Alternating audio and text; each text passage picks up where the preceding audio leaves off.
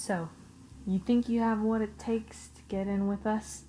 You think you have the guts to play this game? I'll stop you right there and tell you, it ain't that easy, deadbeat. You can't just waltz right in like we're all friends here. You see, we got rules. This isn't Hollywood. We do serious work. We're businessmen, pal, not heroes. And stop saying Mafia. It's La Cosa Nostra, our thing.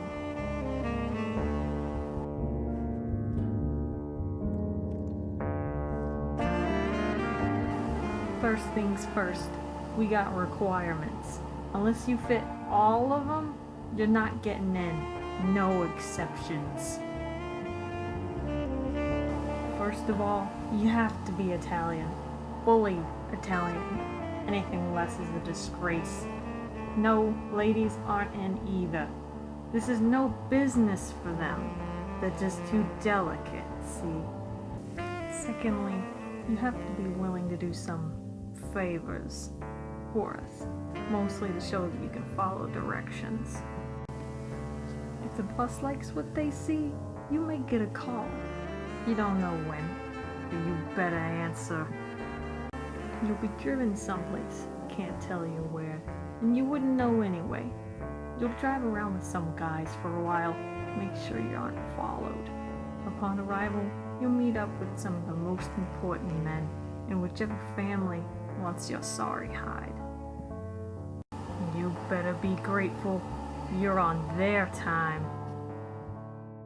You'll stand with them, and after a few formalities, you'll be handed a card with a photo of some holy figure of their choosing.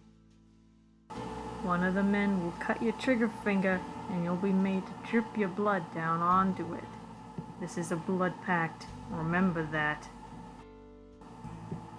One of your superiors is going to light this card on fire.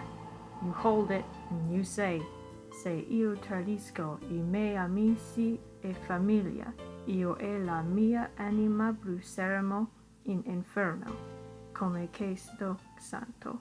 Or if I betray my friends and family, I and my soul will burn in hell like this saint. This is the oath we've all taken it.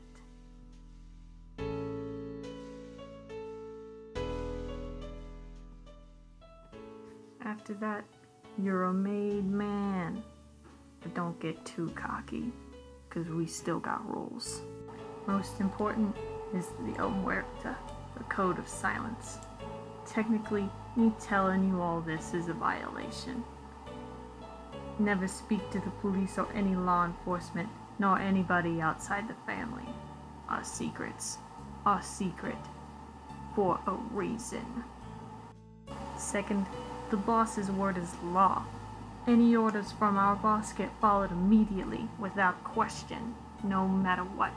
Third, defend the family with your life. A hit on one of us is a hit on all of us. We're a family, we gotta stick together.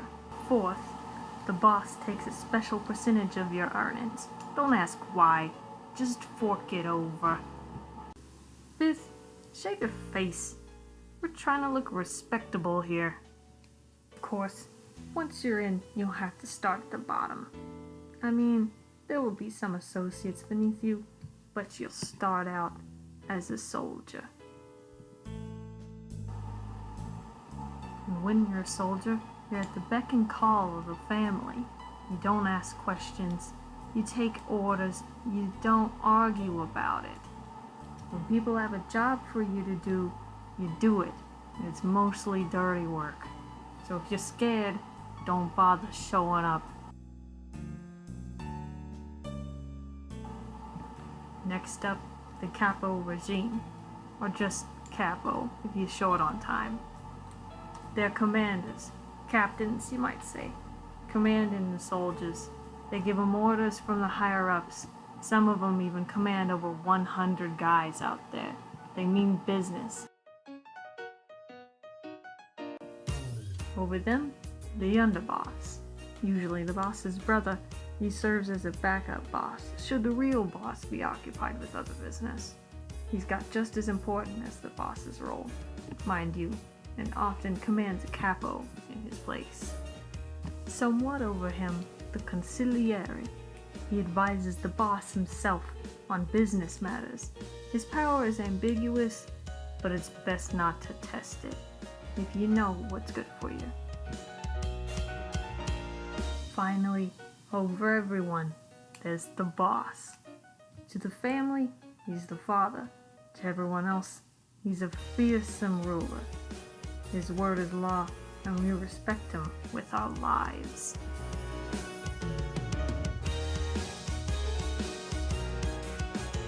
Overall, there's 5 bosses, 5 families. They're all important, so pay attention.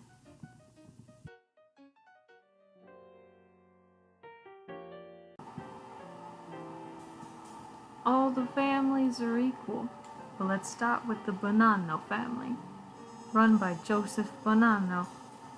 It was Salvatore Maranzano, but he proved to have too much pride when he tried to become boss of all bosses.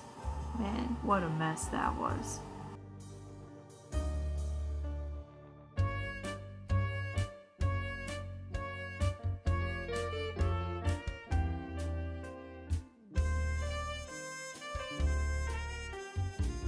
Next is the Colombo family, run by Joseph Colombo.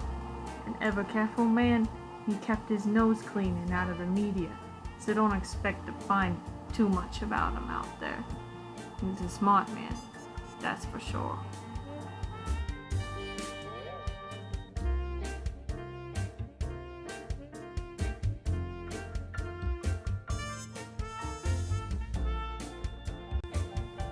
Next up on the list, the Gambino family, run by Carlo Gambino. You never expect the guy with a nose like that and such a sweet face to be the boss kingpin of such a large family. But he had some very famous friends.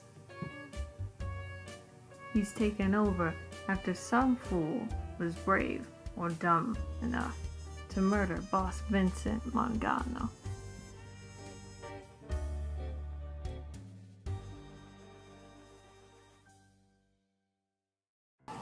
Next up after them, the Genovese family, run by Vito Genovese.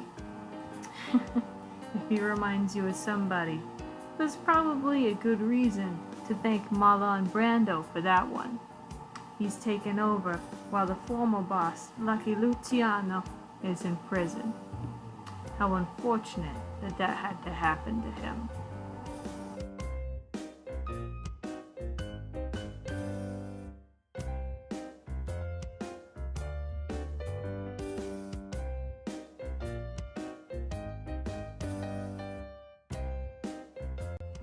Last, but in no way least, the Lucchesi family, run by Tommy Lucchesi.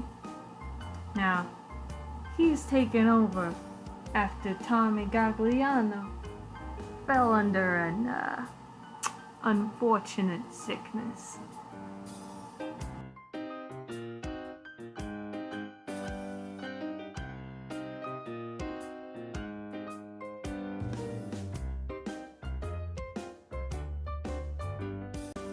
All of these men run a commission, a meeting of all business between us families.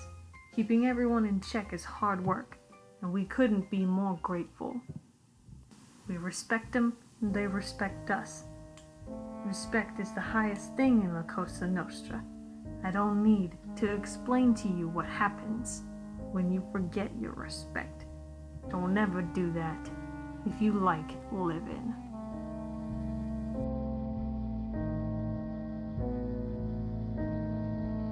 So, when we call upon you, show up. When you've got orders, follow them. Once you're in for good. Leave behind your old friends, family, and faith. You belong to La Cosa Nostra.